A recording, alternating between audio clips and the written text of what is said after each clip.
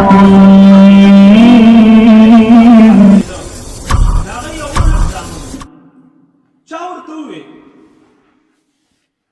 وایي ته وفات کېږي ستا 11 زامن دي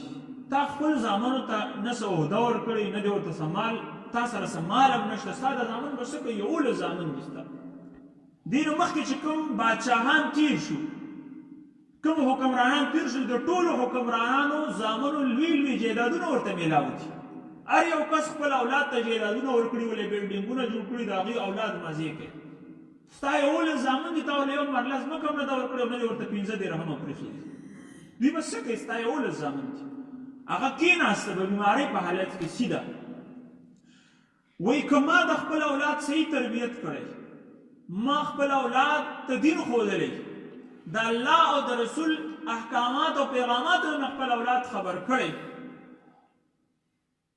نو وهو یتولی الصالحین د الله پاک په نیکانو باندې لاړ شي الله به ورله ځای ګوري او که ما چېرته تربیت نه دی کړی یا ما دین ورته نه دی ښودلی یا دوی ګمراهان شو نو زما څه کار دی چې زما ګمراه اولاد زما په پیسو باندې چې دی مستیانې کوي او ته پې چې دی لوفرینې کوي نو ما څه کار دی چې زما پیسه استعمالوي دوی پې چې دی لوفرینې کوي زه دا نه غواړم چې زما 1 روپۍ په غلط ځای باندې استعمال شي او بیا دنیا وکتله کله چې عمر بن عبدالعزیز رحمت الله علیه وفات شو یو زوی ته سم نو پرېښي نه یې ورته په یو ځای کې څه عهده ورکړې وه دغه شان لاړې د دنیا نه د دې نه وروسته چې کوم حکمرانان راغلل هغوی ویل پلاني چې ګورنر پکار دی نیک کس پکار دی وایي نیک څوک دی هغې ته نیک د عمر بن عبدالعزیز یو زوی میلاو شو هغې ځای کې ګورنر ده نه څه وصیت کړی او نه ښه او نه بد صرف صلاحیت پکې موجود و هغه شان اخلاق او تربیت او دینداره کس هغوی ته په هغه ځای کې میلاو نه شو سوا د عمر بن عبدالعزیز رحمت الله علیه د یو زوی نه هغې راوستې شو وایي ته د دې چې د ګورنرۍ صلاحیت تا کې شته ته ګورنر شته د بل ځای نمبر راغی هغه ځای کې با اخلاق او با کرداره او صحیح تربیت او د الله نه یریدونکی کس پکار دی بل څوک ورته میلاو نه شو د عمر بن عبدالعزیز رحمت الله علیه بل زوی په هغه ځای کې ګورنر کړو بل په 11 ښارونو کې 11 زامنو چې دی ګورنري میلاو شو 11 واړه ګورنران او دنیا وکتله دغې نه مخکې چې کوم حکمرانانو خپل اولاد ته ځمکې ورکړې وي جایدادونه یې ورکړي او خزانې ورته پرېښې وي هغه حکمرانانو اولاد چې دی هغوی په کوڅو کې خیرونه غوښتل تربیت نه و شوی ته دې خپل اولاد ته په کروڑونو روپۍ پرېږدي تا یې اخلاق نه دي ورته ښودلي تا ورته دین نه دی ښودلی تربیت دې ورته نه دی ورکړی دغه لکونه او کروڑونه به دا د سترګې په رپ کې والوځي تا ورته لوپري ښودلې بهی پیسې څه دي دنیا کې هر څنګه ته ورته روپۍ هم پرې مه ده ته هغه ته اخلاق وښایه دین ورته وښایه تربیت ورته ورکړه ته پرېږده چې هغه الله پاک څنګه د ګل په شان هغه او چې دی د مرغلرو په شان یې څنګه ځلی خلک به ورپسې راځي څه به ترې حاصلوي تا به ورته څه ښودلي لہذا د مال نه زیات غم د خپل اولاد د اخلاقو او د دین وکړه او د هغه تربیت پکار دی دې کې الله پاک ویل چې دوی ځان هم تباه کړو اولاد هم تباه کړو نه خپل خیر چې دی تلاش کړو نه د خپل اولاد دپاره خیر تلاش کړو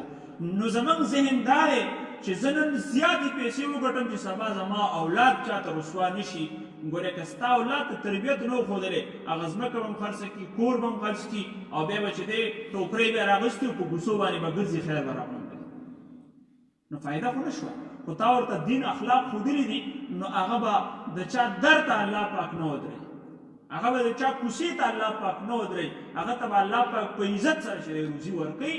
کوشش دا کوه چې دعا ورله غواړه چې کله ژوندی اخلاق ورته ښایه دین ورته ښایه او د دین دا علامات دي د هغې عظمت او احترام ورته ښایه قرآن ورته ښایه مدرسې ته یې لېږل علماو سې کېنوه چې زده کړي ستا به هم احترام زده کړي او د خپل ژوند تېرولو چل به هم زده کړي نو دا د اولاد سره خیرخواهي ده د دې نه علاوه چې دی د اولاد سره زیتی دی ټول په ټول نو دې کې الله پاک فرمایي چې مؤمنان به وایي چې دې خلکو ځان هم برباد کړو خپل اولاد هم برباد کړو الا ان الظالمین فی عذاب مقیم خبردار ظالمان ته پاره د همیش عذاب که دلته د ظالمانو نه مراد مشرکان نو بیا خو د مقیم نه مراد همیشه دی ځکه چې مشرکان خو به نه راوځي او که د ظالمانو نه مراد دلته ګناهګار بیا به د مقیم نه بعد لوی عذاب شي ځکه چې ګناهګار به یو ورځ راوځي چې مسلمان دی د جهنم نه